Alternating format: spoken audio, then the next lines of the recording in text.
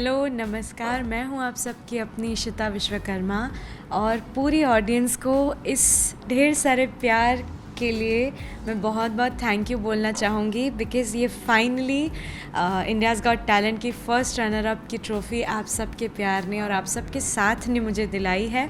So thank you so much everyone.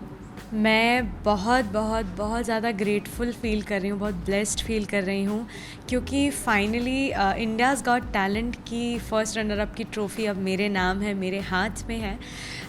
इसके लिए मैं बहुत ज़्यादा थैंकफुल इसलिए भी हूँ क्योंकि as a solo singer India's got talent जैसे शो पे स्टैंड करना मेरे लिए काफ़ी कठिन टास्क था।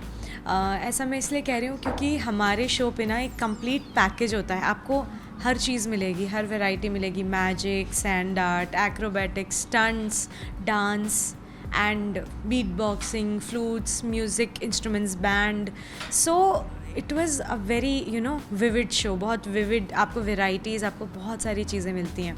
सो मेरे लिए ये बहुत बड़ी एक चुनौती जैसी थी कि एक सोलो सिंगर है ना, आई एम नॉट लाइक बहुत ऐसे लोग भी नहीं थे मेरे साथ, मैं एक सोलो अकेली एक आर्टिस्ट थी। सो मेरे लिए काफ़ी कठिन टास्क था इस शो पे स्टैंड करना, बट मैं ऑडियंस का बहुत थैंक यू बोलना चाहूँगी कि सभी ने मुझे बहुत खुले दिल से एक्सेप्ट किया और इंडियाज़ गॉट टैलेंट जैसे शो पे जहाँ पे इतने अलग अलग टैलेंट्स होते हैं उनके बीच आप सब ने मुझे बनाए रखा और आज सेकंड पोजीशन तक भी पहुँचाया। इंडियाज़ गॉट टैलेंट में आके मैंने बहुत कुछ सीखा है और मैं ये मानती हूँ कि मैंने अपने आप को बहुत इम्प्रूव किया है। ऐसा मैं इसलिए कह रही हूँ क्योंकि इंडियाज़ गॉट टैलेंट ने ना सिर्फ मेरी सिंगिंग में बल्कि मेरी रियल लाइफ में और एक कहते हैं ना इंसान का एक इमोशनल लाइफ भी होता है, उसमें मुझे इम्प्रूव और आगे बढ़ाने में बहुत ज़्यादा हेल्प की है। क्योंकि इस शो ने ऑडियंस के प्यार ने मुझे हमारी फैमिली को स्माइल दोबारा से लौटाई है, हमारी खुशियाँ लौटाई है और एक तरह से हमारी ज़िंदगी बदली है। सो ये हमारे लिए बहुत ज़्यादा बड़ी बात है और thank you so much India's got talent और थैंक यू सो मच पूरी ऑडियंस का जो हमसे इतना कनेक्ट हुए, हमसे इतना जुड़े और मुझे इतना प्यार दिया। एक सिंगर के लिए ना हर एक पड़ाव पे बहुत बड़ी बड़ी चुनौतियाँ होती हैं। जैसे लता मंगेशकर जी और काफ़ी सारे बड़े सिंगर्स ये कहा करते थे, उनसे हमने सीखा है कि एक सिंगर के लिए या किसी भी आर्टिस्ट के लिए ना सीखने की उम्र कभी ख़त्म नहीं होती। आप कितना भी आगे बढ़ जाओ, आप सीखते रहोगे, आप every day you will learn something new. So मैं ये मानती हूँ कि इस शो पे आके मैंने एक नई चीज़ खोज निकाली अपने लिए, जिसे हम कह सकते हैं वर्सेटैलिटी। और इस शो पे बहुत सारे ना नए एक्सपेरिमेंट करने का हमको मौका मिला। जो हमारे म्यूज़िक मेंटर हैं आनंद शर्मा सर, उन्होंने हमारी बहुत हेल्प की है थ्रू आउट द जर्नी क्योंकि ये पूरे सफ़र में हमें ना बहुत सारे चैलेंजेस मिलते थे। जैसे कि जो भी अलग अलग हमारे सेलिब्रिटीज़ आते थे उनके हिसाब से हमको उनके मूवी का या कोई ऐसा नंबर हमें गाना पड़ता था।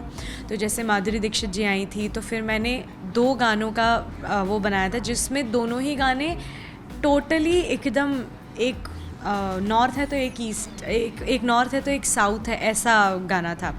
तो पहला था काहे छेड़ छेड़ मोहे जो कि एक सेमी क्लासिकल वर्जन है, क्लासिकल बंदिश है पूरे धनाश्री की, और दूसरा है 1 2 3 जो कि पूरा ही एकदम पेपी बॉलीवुड नंबर है।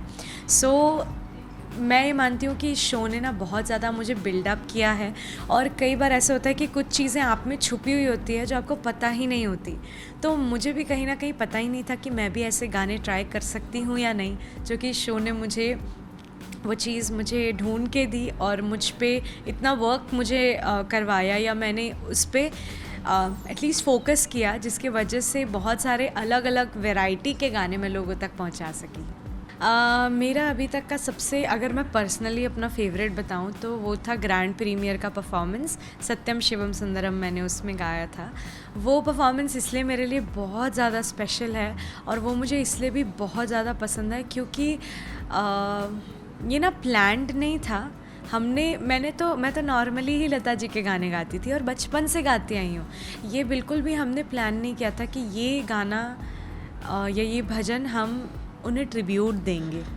तो मुझे अभी भी याद है जिस दिन उसकी शूटिंग थी 6 फरवरी को, उस दिन वो गाना हमने हफ्ते भर से प्रैक्टिस किया था। मैंने सपने में भी नहीं सोचा था कि ये गाना एक तरह से हम उनको ट्रिब्यूट के तौर पे देंगे, और लता मंगेशकर जी को हमने उसी दिन खोया था। तो उस दिन ना कहीं मैं लता जी से, क्योंकि लता जी को ना हम सिंगर्स बहुत फॉलो करते हैं, बहुत ज़्यादा, सिर्फ फॉलो नहीं, हम उनकी पूजा करते हैं। हम एकलव्य की तरह उनसे ना सीखते हैं, जैसे वो हमारी द्रोणाचार्य हो। तो उनसे हमने इतना सीखा है। तो उस दिन हमारी आंखें काफ़ी नम थी, हम काफ़ी दुख में थे कि लता मंगेशकर जी जैसी इतनी बड़ी महान सिंगर हम सबके बीच नहीं रही, और कोइंसिडेंटली मैं उनका गाना ही गा रही थी। तो इसलिए फिर वो जो मेरा परफॉर्मेंस था, एक तरह से मैं मानती हूँ कि मैं ईश्वर से, और कई बार ऐसे होता है गाने सिर्फ सुर ताल लय में नहीं होते, इमोशनली जुड़ जाते हैं। तो कहीं ना कहीं मेरी भावनाएं जो लता जी के लिए थीं, और जो मैं भगवान में भी बहुत मानती हूँ, ईश्वर में बहुत मानती हूँ, तो वो सारी जो भावनाएं हैं, वो जो इमोशंस हैं, कहीं ना कहीं मेरे गानों से जुड़ गए, और वही कनेक्ट मैं ऑडियंस के साथ भी बिल्डअप कर सकी, जो लोगों ने बहुत पसंद किया। तो वो मेरा one of the favourite performance है, और मैं ये मानती हूँ कि वो सच में मैंने दिल से एक ट्रिब्यूट दिया था लता जी को। सिंगिंग का मोटिवेशन मुझे मेरी मम्मी को देख के आया, क्योंकि जब मैं बहुत छोटी थी, मतलब जब बहुत ज़्यादा छोटी थी, जब बोलते भी नहीं आता था, तुतला के कुछ थोड़ा बहुत बोल पाती थी, उस उम्र में मैंने मम्मी को सुन के गाना थोड़ा सीखना शुरू कर लिया था, क्योंकि मम्मी मेरी सिंगर है। तो उनको देख के मुझे ना बहुत मोटिवेशन आया, और मैं बचपन में ऐसी थी कि मुझे किसी भी सिंगर के नाम नहीं पता होते थे, ना कौन होती है लता जी, कौन होती है आशा जी, मुझे इतना बोलते भी नहीं आता था। मुझसे अगर कोई पूछे कि बताओ बेटा ये गाना कौन सा है, किसका है, मैं एक ही जवाब देती थी, मम्मी का गाना है। तो मम्मी ही मेरी सबसे पहली मोटिवेशन रही है, और सबसे पहली गुरु भी रही है म्यूज़िक में भी, और हर बच्चे की पहली गुरु माँ ही होती है। तो मेरी माँ मेरी सबसे बड़ी इंस्पिरेशन रही है। उसके बाद मम्मी ने मुझे लता जी का रास्ता दिखाया। श्रेया घोषाल मेरी पर्सनल बहुत फेवरेट बनी, और बस ऐसे ही सिलसिला चलता रहा। मैं ये मानती हूँ कि इंडियाज़ गॉट टैलेंट में जो हमारे चारों जजेस थे, उनका प्यार और उनका जो साथ रहा है, ये बिल्कुल पारिवारिक रहा है, एकदम परिवार के जैसे उन्होंने रखा है। और शिल्पा मैम ने मुझे बहुत प्यार दिया, बहुत स्नेह दिया। बादशाह सर ने मुझे अपनी बहन बनाया, और मतलब बादशाह भाई कह सकती हूँ मैं उन्हें, इतना अच्छे से वो हमारे साथ रहे हैं, और बहुत उन्होंने ना आश्वासन दिया है।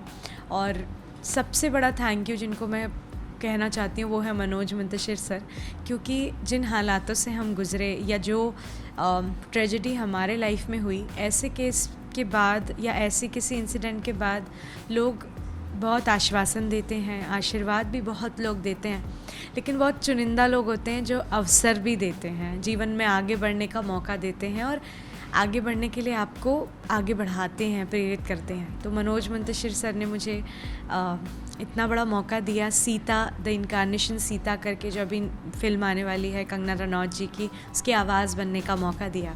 तो ये मेरे लिए इस शो का, इस जर्नी का, इंडियाज़ गॉट टैलेंट का सबसे बड़ा मोमेंट रहा है, और मैं बहुत ज़्यादा अपने आप को ब्लेस्ड फील करती हूँ। अभी जो मुझे प्राइज़ मनी मिला है 5 लाख रुपीज़, उसको मैं चाहती हूँ कि मैं अपने करियर बिल्डिंग के लिए लगाऊँ, क्योंकि सिर्फ अब मेरे ऊपर मेरी ज़िम्मेदारी नहीं, मेरी छोटी बहन की भी है। सो आई वुड रियली लाइक कि मैं ये जो हार्ड अर्नड मनी है, या ये जो प्राइज़ मनी जो हमें मिला है हमारे इस 3 महीने के सफ़र की इतनी मेहनत का, तो मैं उससे अपने करियर और भी सारे गानों में लगाना चाहूँगी, ताकि मैं लोगों को इसी तरह आगे भी एंटरटेन करती रहूँ।